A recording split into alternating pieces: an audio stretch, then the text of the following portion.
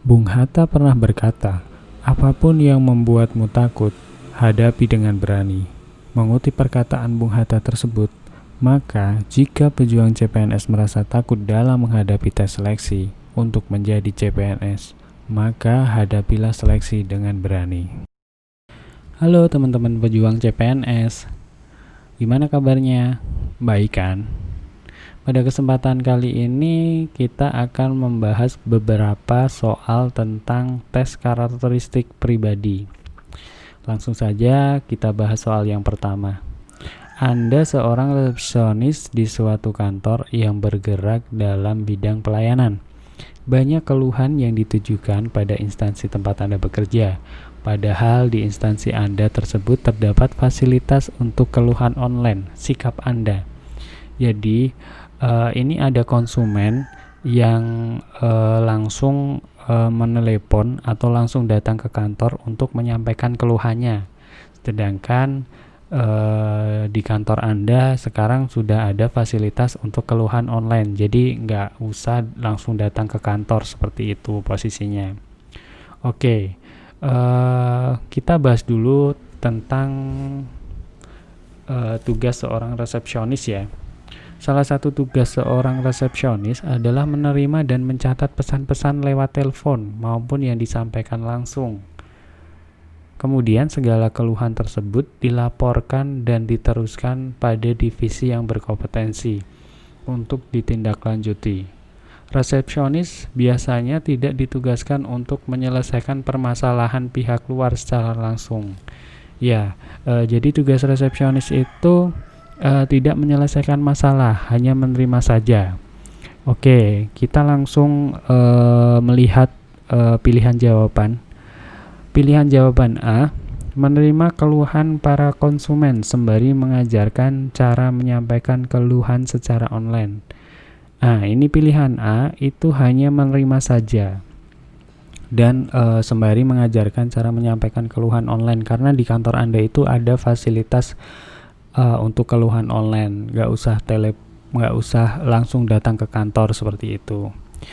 Pilihan B, menerima dan menanggapi keluhan sembari mengajarkan cara menyampaikan keluhan secara online. Ini ada kata menanggapi keluhan, sedangkan untuk resepsionis itu hanya menerima saja. Jadi untuk jawaban B sepertinya tidak benar ya, jadi kita beri tanda merah aja.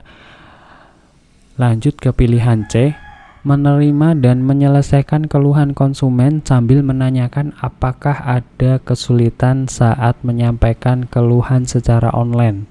Pilihan C itu juga ada kata menyelesaikan, sedangkan tugas seorang resepsionis itu hanya menerima. Jadi pilihan C kita beri tanda merah aja. Jadi pilihan C itu tidak benar, seperti itu. Lanjut ke pilihan B, maksud saya pilihan D, menyelesaikan keluhan konsumen sambil menanyakan apakah ada kesulitan saat menyampaikan keluhan secara online.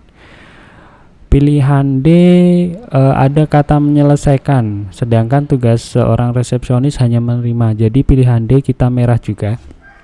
Itu jawaban yang tidak benar. Lanjut ke pilihan E, mendengarkan keluh kesah konsumen tentang masalahnya dan mengajarkan cara menyampaikan keluhan secara online. Ini untuk yang E ini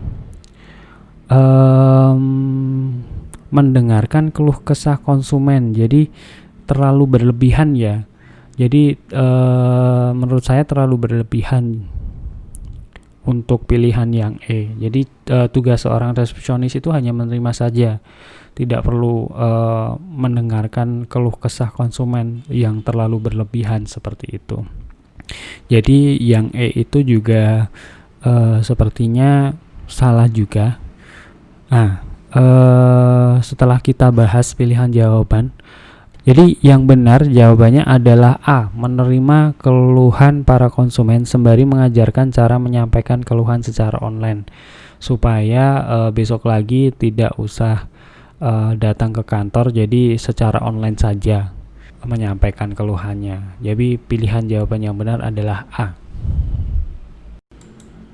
Lanjut ke soal nomor 2. Perusahaan tempat Anda bekerja saat ini mengalami penurunan yang disebabkan atasan yang baru sangat kaku dan tidak terlalu paham mengenai kondisi pasar. Sementara Anda sangat memahami kondisi pasar dan mengerti strategi peningkatan target. Apa tindakan yang Anda pikirkan?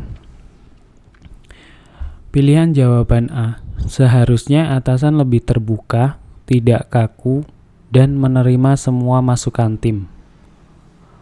Untuk jawaban A ini terlalu menghakimi atasan. Jadi kita beri warna merah menandakan bahwa jawaban itu salah. Lanjut pilihan jawaban B. Saya mengajukan ide secara pribadi dan mengemukakan kemampuan serta strategi untuk memperbaiki kinerja perusahaan. Ini jawabannya kita simpan terlebih dahulu. Lanjut ke pilihan C. Mengajak atasan dan semua tim untuk mengatur jadwal diskusi secara rutin untuk bertukar pendapat. Ini juga kita simpan terlebih dahulu karena jawabannya lumayan ya. Lanjut ke pilihan jawaban D.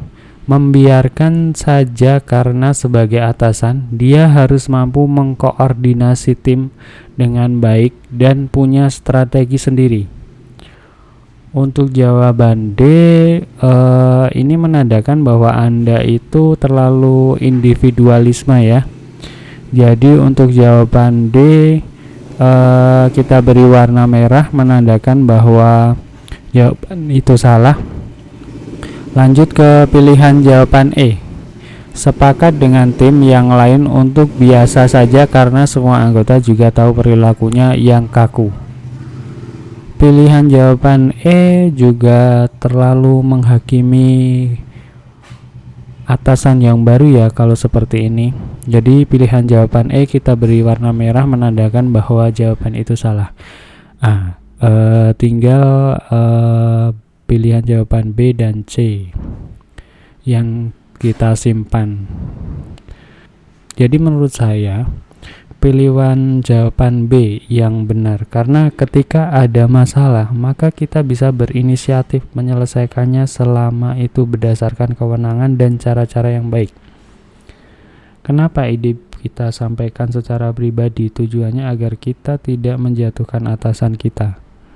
Mengajukan ide artinya kita adalah orang yang punya inisiatif dan tanggung jawab. Perkara diterima atau tidak ide kita bukan wilayah kita. Untuk jawaban C mungkin bisa sebagai alternatif lain. Namun kelemahan dari jawaban ini tidak fokus pada penyelesaian permasalahan. Jadi untuk jawaban yang benar pada soal ini adalah B.